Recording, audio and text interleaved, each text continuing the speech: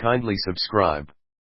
As the siege on Democratic Republic of Congo, more especially in Goma, continues, stories about the president of Rwanda, the major sponsor of M23, emerge. Major General Paul Kagame behind the shooting down of late Habyarimana's plane, an eyewitness testimony.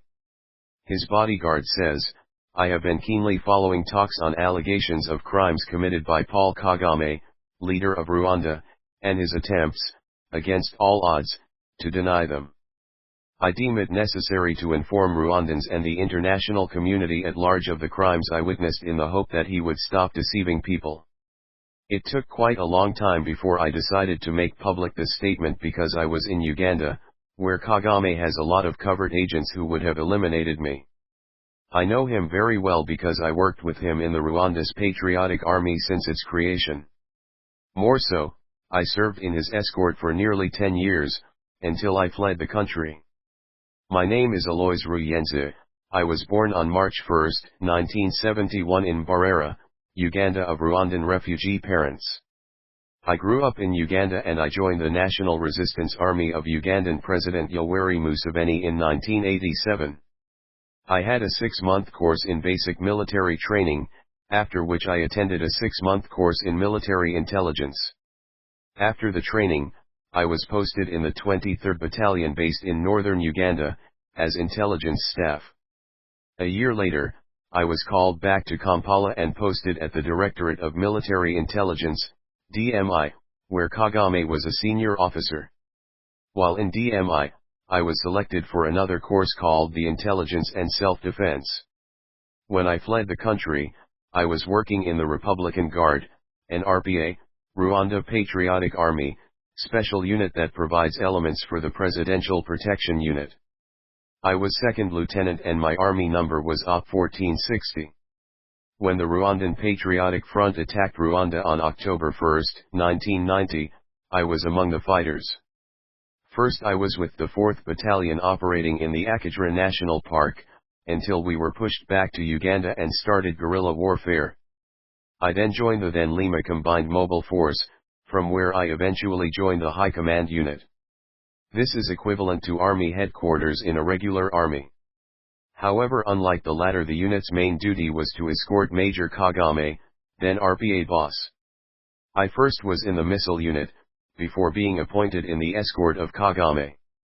For when I joined the escort, I resumed my duties as intelligence officer.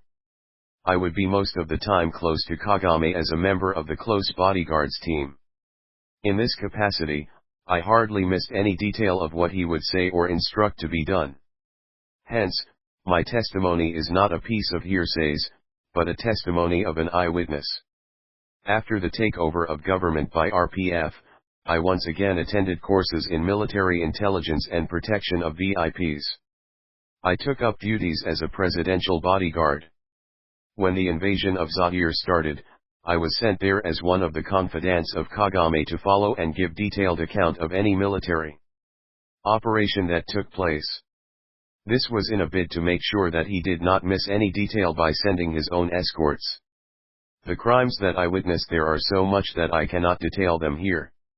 I was there on special assignment as member of the Republican Guards unit. I will do it in a different paper once I have time. What I can simply say for the time being is that a lot of crimes that were committed by the RPA were ordered by Kagame. People were killed on a very large scale on orders of Kagame, and officers who did not carry out orders to kill were either relieved of their duties or disappeared. Kagame does not tolerate anybody disobeying his orders. Similarly, during the time the RPA was fighting the so-called infiltrators in northern Rwanda in Ruhengeri and Gisenyi, many unarmed Hutu civilians were killed in what looked like a true ethnic cleansing. I opposed those atrocities, until I was labeled as an enemy collaborator. As I said earlier, I joined and served RPA since its creation. When I joined it, I sincerely believed that I was struggling to end injustice towards our brothers, our parents, and our motherland, and eventually to return home. In any case, this is what we were told. I never envisaged that our return would lead to killings and expulsion of the population we found inside the country. To my dismay, I realized that our leader and current president of Rwanda, Paul Kagame had a hidden agenda. To make matters worse, he would not tolerate any dissenting voice, and opposing his orders could even lead to disappearance. I had the misfortune of working in his escort, where the climate is abominable. There is a permanent climate of terror and mistrust, as everybody spies on everybody else. I was intelligence officer, but I knew very well that I was myself being spied on. The intelligence officers do not carry out ordinary military intelligence work they are paid for. They are a squad of criminals that was set up by Kagame for his own ends. Its sole mission is killing opponents and other unwanted elements, so as to consolidate his murderous regime.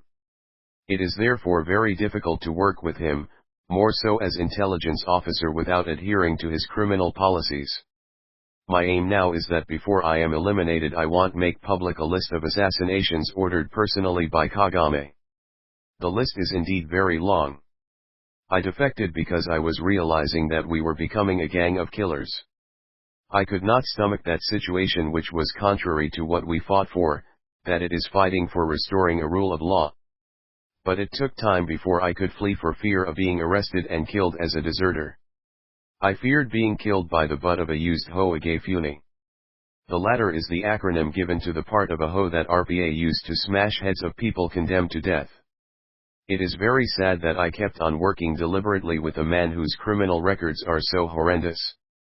The opposition to atrocities planned and ordered by Kagame landed me in trouble, as this was considered as tantamount to treason.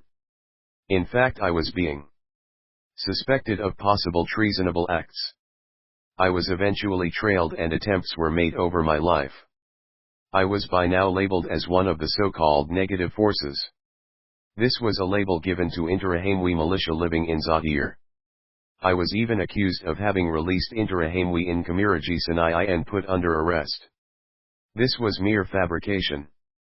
Not only there is no Interahamwe prison there, but also I never released anybody with evidence that he was involved in killings. There is no way I could show mercy to such people. I will emphasize here that I do not refer to those innocent Hutus who were labeled Interahamwe because simply by virtue of being Hutus. By the time I worked with the gendarmerie, people who were detained there were suspected of common law crimes mostly related to land and cattle disputes. I was unfairly arrested on June 8, 1999. Those who arrested me eventually got ashamed and I was released and allowed to resume my duties in the escort of Kagame. Kindly subscribe to watch part 2.